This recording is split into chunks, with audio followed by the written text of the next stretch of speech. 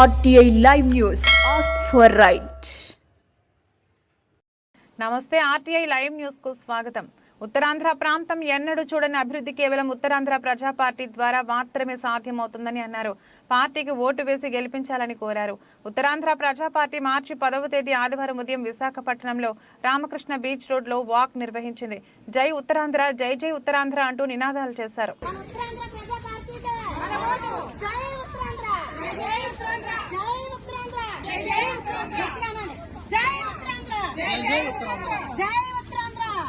Uttarandhra.